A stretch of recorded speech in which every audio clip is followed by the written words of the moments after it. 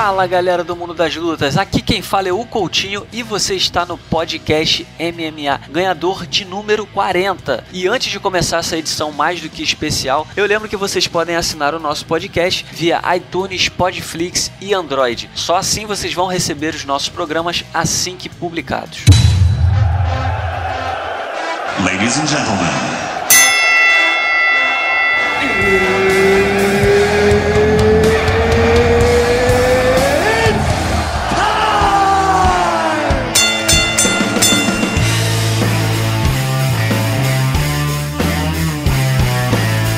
Galera do mundo das lutas, o convidado dessa semana é o Matheus Machado, repórter do site da Tatame e também da revista Tatame, muito conhecida aí da galera do mundo das lutas. Tudo bem, Matheus? Tudo bem, Coutinho, é um prazer estar aqui falando com você, galera do Ganhador aí, sempre acompanho os podcasts aí e agora é um prazer fazer parte também, é isso aí, vamos falar muito de MMA aí com a galera aí.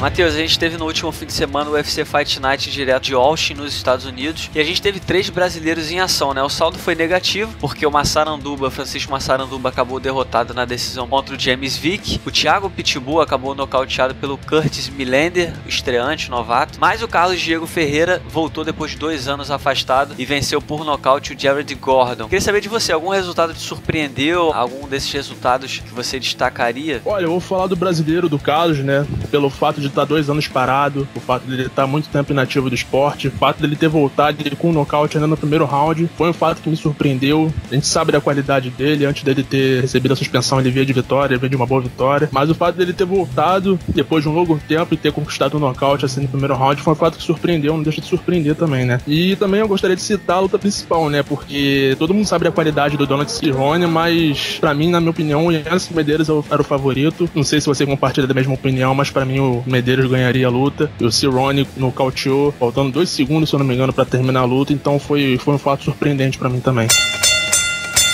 A gente teve o Donald Cerrone na luta principal, nocauteou o Yancy Medeiros no primeiro assalto. Eu concordo com você, eu também tô nessa, eu também tava achando que o Yancy Medeiros, até pela fase dele, ele vinha de 3 vitórias consecutivas e o Cerrone era exatamente o oposto, ele vinha de 3 derrotas consecutivas, então eu tava achando que a boa fase do Medeiros ia continuar, mas o Cerrone surpreendeu, ele até que começou a luta naquele jeito meio estranho dele, né, um pouco devagar, sofrendo alguns golpes, tava achando que ele fosse cair ali, mas ele encontrou um diretaço que acabou levando à lona o Medeiros e venceu no primeiro round. Agora, o que você consegue prever de futuro pro Donald Cerrone no UFC? Porque essa vitória foi na categoria dos meio médios, que ele tem feito as últimas lutas, mas a gente sabe que ele lutou boa parte da carreira na categoria dos leves. E ele já sinalizou aí que gostaria talvez de voltar para a divisão dos leves. Você acha que é o melhor movimento para ele no momento? Olha, eu acredito que sim, que é a melhor alternativa que ele tem nesse momento. Ele já não é mais um garoto, é um cara que tá com 34 anos, apesar de ser um cara casca grossa. Esse último domingo aí com essa vitória ele chegou a 20 vitórias, igualou o Saint-Pierre, o Bisping, como o cara com o maior número de vitórias no UFC, mas apesar disso, eu acho que o lugar dele é nos leves, onde ele já disputou o cinturão, foi derrotado pelo nosso brasileiro aí, Rafael dos Anjos. Apesar de ter começado bem nos meio médios, ele vinha de 3 derrotas, todo mundo já vinha com uma certa desconfiança em relação a ele. Essa vitória dá um up na carreira dele, né, na verdade, mas eu acredito que sim, o futuro dele deveria ser nos leves, acho que ele tem condições de se dar melhor por lá, sim. Eu também acho que na categoria dos leves ele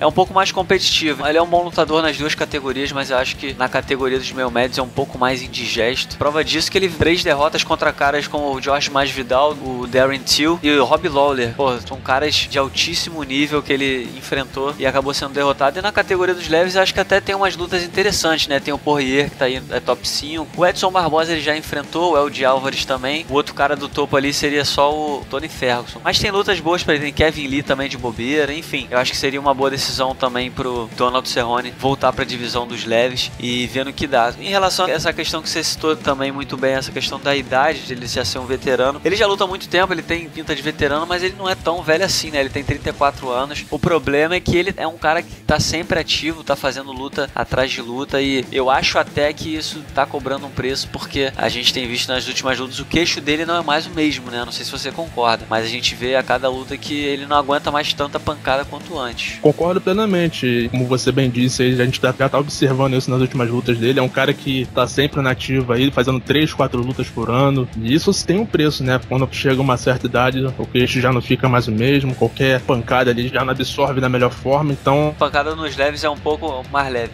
né? Já tem essa diferença aí. E como você bem disse aí também, acho que tem bons desafios pela frente pra ele na divisão dos leves. Acho que seria uma boa escolha pra ele, sim.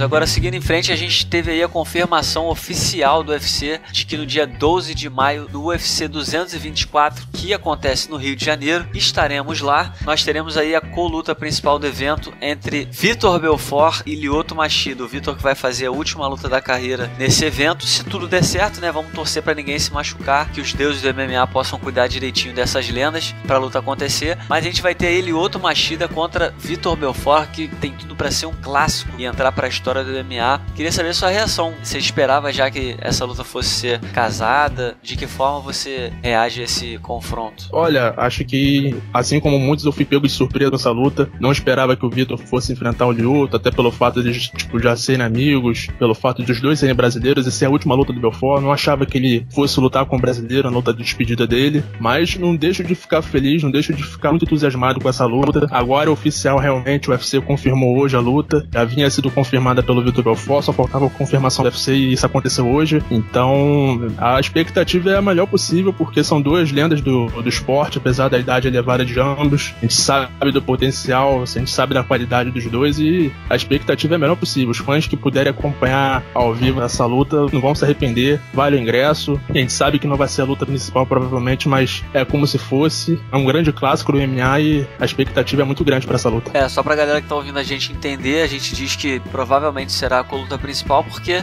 a gente tá falando de um evento numerado, vai ser o UFC 224, e a gente sabe que quando o evento é numerado, ele pede uma disputa de cinturão pra encabeçar o show, embora ainda não esteja confirmado, né, o combate.com já até deu, mas o UFC ainda não confirmou oficialmente. A expectativa é de que a Amanda Nunes faça a defesa de cinturão contra a Rachel Pennington, o que seria demais, né? Acho que a Amanda, como campeã brasileira, já que a Cris Borg já marcou luta, eu acho que nada mais justo do que colocar a Amanda aqui. Agora, sem dúvida nenhuma, Vitor Belfort e Lyoto Machida seriam suficiente para liderar um card no Rio de Janeiro. A gente sabe que, embora outros lugares do Brasil, lógico, sem desmerecer, mas a gente está falando assim de expressividade no mercado, de movimentação, a gente sabe que no Rio de Janeiro não é qualquer luta que enche estádio. O público que acompanha os eventos no Rio de Janeiro não se empolga com qualquer tipo de casamento. Então o Lyoto Machida e Vitor Belfort acho que são os caras certos para garantir aí a lotação do ginásio e a audiência da televisão. Você concorda? Não, sem dúvida. É uma luta que acho que para não só o Brasil, mas do mundo. São dois ex-campeões, são dois caras que fizeram a história e ajudaram a divulgar o esporte não só aqui no Brasil, mas como no mundo também. É uma luta que para o mundo, certamente. Não importa o fato dos dois estarem em fase final de carreira, o que vale é a trajetória dos dois. Então, sem dúvida, é uma luta que a gente vai torcer para que nada dê errado, para que aconteça realmente. Vamos torcer para que o melhor vença. Agora, você consegue apontar um favorito entre os dois? Porque os dois vêm de vitória, mas foram vitórias assim. O Vitor venceu o Nate Marquardt exatamente no Rio, em junho do ano passado, mas não foi aquela vitória expressiva, empolgante. E o Lyoto menos ainda, né? Venceu o Eric Anders, uma decisão polêmica no UFC Belém, agora em fevereiro. Então, eu acho assim que eles estão chegando no mesmo nível. Acho que é uma luta bem competitiva, eles não estão mais na melhor fase da carreira deles, estão mais perto da aposentadoria do que cinturão ou qualquer outra coisa. O Vitor principalmente, né? Já que é a última luta. Mas assim, eu nem sei, sinceramente, mas queria saber se você sabe quem você colocaria como favorito nessa luta? É muito complicado de dizer. Eu acho que, falando em relação à luta em si, acho que os dois primeiros rounds são favoráveis ao Vitor, pelo fato da explosão, por toda a característica nocauteadora dele. Acho que os dois primeiros rounds ali são favoráveis a ele, vai tentar partir pra cima com tudo, pra tentar definir logo. Eu acho que passando desses dois primeiros rounds, se não tiver um vencedor, acho que a situação já muda de figura. Eu acho que o Lyoto teria mais ritmo pra aguentar uma luta de 3 rounds. Eu acho que para o segundo round já muda de figura. Eu acho que o Lyoto poderia levar melhor, justamente pelo ritmo, né? Na última luta ele já fez uma luta de 5 rounds, aguentou bem até, se não me engano, travou um bom ritmo na luta. Então acho que passando dos dois primeiros rounds, se não tiver um vencedor, acho que a situação fica mais favorável pro Lyoto. Vamos aguardar aí, em primeiro lugar, que a luta aconteça, né? Porque eu acho que é uma luta que tem muita gente querendo ver. Vai ser um presentaço pro fã que vai ter a oportunidade de acompanhar o UFC Rio. Mas a gente sabe que a gente sempre fica com aquele pé atrás, né? Que nada aconteça, que ninguém se machuque. O Vitor principalmente, porque o Vitor deveria ter feito a luta de despedida em janeiro, acabou não podendo fazer porque o Uriah Hall, seu adversário, teve problemas no corte de peso. Mas o Lyoto também não é um cara que tem um histórico de se lesionar muito, então eu acho que tá seguro, essa luta vai acontecer e todo mundo vai ficar feliz em assistir.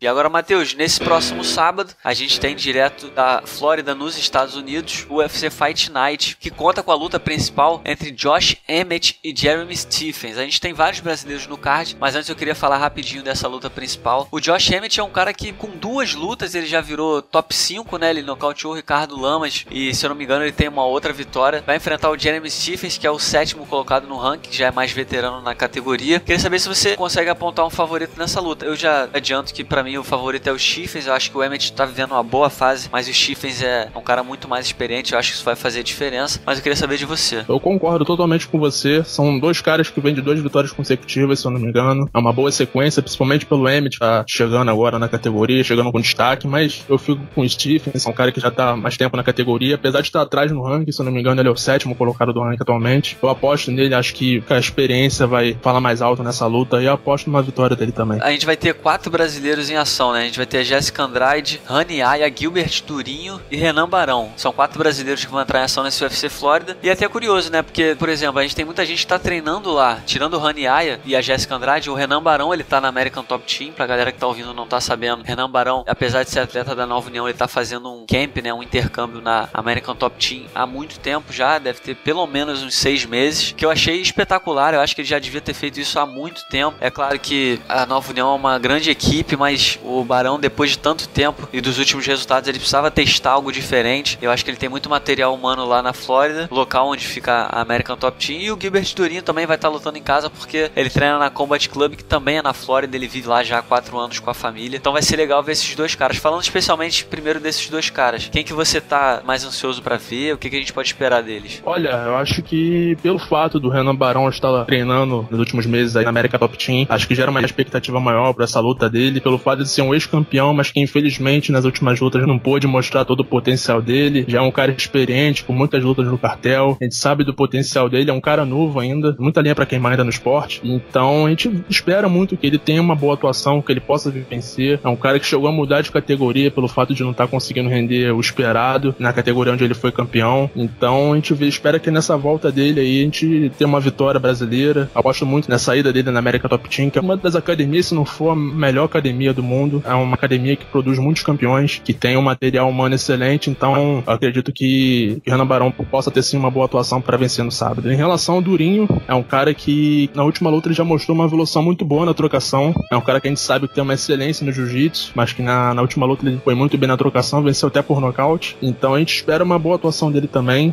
Acho que tanto ele como o Barão tem boas chances de vencer, e é isso, esse é o meu palpite. Acho que teremos vitórias brasileiras nessas 2 lutas também. É isso que a gente espera, né? Até porque o placar do ano, a gente já teve aí 23 lutas de Brasil versus o resto do mundo, e a gente tem 12 derrotas brasileiras e 11 vitórias, então tá na hora isso, esses 4, eu tô confiante de que eles vão virar esse jogo pra botar o saldo positivo. Na co-luta principal a gente vai ter a Jéssica Andrade enfrentando a Tessia Torres, que é da American Top Team, equipe da Ioana Jedrzejczyk, e a Jéssica Andrade, brasileira aí, que tá muito bem colocada na categoria. Na última luta ela venceu a Claudinha Gadelha, tem tudo aí pra se garantir como próxima desafiante a cinturão. Eu acho que diante da situação da categoria, diante das últimas apresentações dela e da revanche, né, da Ioana contra a Rose, que já tá marcada pra abril, eu acho que se a Jéssica vencer, ela se garante como próximo desafiante, né? Ou você acha que tem alguém que pode acabar furando essa fila? Não, concordo plenamente com você. A atuação da Jéssica contra a Claudinha foi uma coisa espetacular, um domínio do início ao fim, e pô, a gente sabe que a Claudinha tem umas atuações muito boas também, é uma lutadora muito bem colocada na categoria, é a mais desafiante, boas lutas contra a Ioana, então isso valoriza ainda mais a vitória da Jéssica, que vem muito embalada para essa luta aí contra a Tessia Torres, então acredito sim também na vitória dela. Acho que essa vitória contra a Tessia Torres, acho que vai credenciá-la de vez na disputa de cinturão, pra ela fazer também uma revanche, quem sabe, né, contra a Ioana. Não tá no nosso tema agora, mas acho que numa possível nessa revanche entre a Ioana e a Rose Namajunas, acho que a Ioana leva e se torna campeã novamente. Seria bom ver a Ioana contra a Jéssica Andrade Andrade novamente. E eu acho que a Jéssica tem boas chances, cara. Contra a Rose principalmente. Se a Rose manter o título, não sei se vai acontecer. A gente tem que esperar pra ver. Só vou escolher o meu lado depois da promoção pra saber se a postura das duas vai continuar a mesma. Agora ainda fica meio difícil de prever o que vai acontecer. Mas se eu tivesse que escolher hoje, eu estaria contigo. Eu acho que a Joanna também vai conseguir se recuperar e vencer mais uma vez uma disputa de título.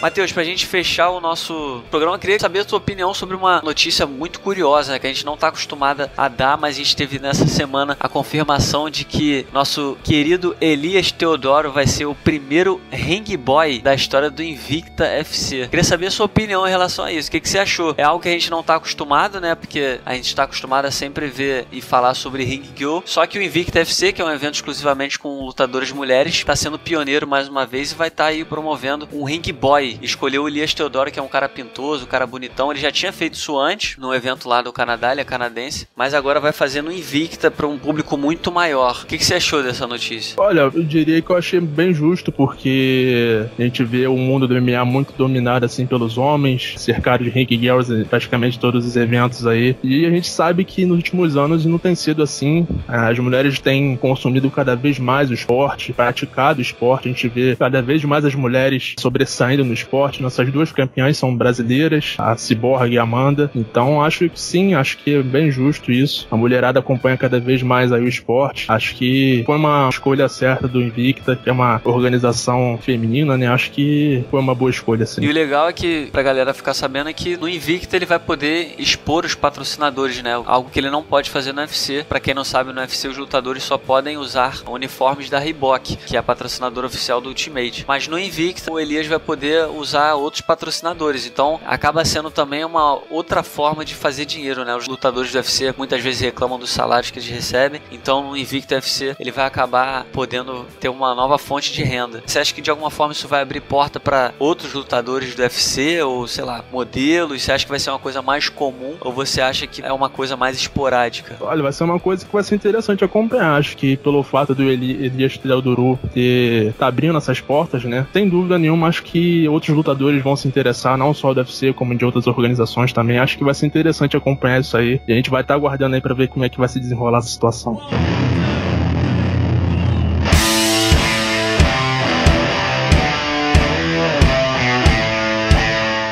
Matheus, queria te agradecer muito. Foi um prazer ter você aqui no nosso podcast MMA Ganhador, cara. Muito obrigado. Eu que agradeço pela oportunidade aí. Um grande abraço a você e a todos que acompanham o podcast aí. Foi um grande prazer. Então tá aí, esse foi o Matheus Machado. Lembrando que nesse fim de semana a gente tem o UFC Fight Night direto da Flórida. É claro, você vai saber tudo o que vai acontecer de melhor nesse evento no ganhador.com. Eu espero que vocês tenham gostado de mais uma edição do podcast MMA Ganhador. Muito obrigado pela sua audiência e eu volto na semana que vem. Até lá.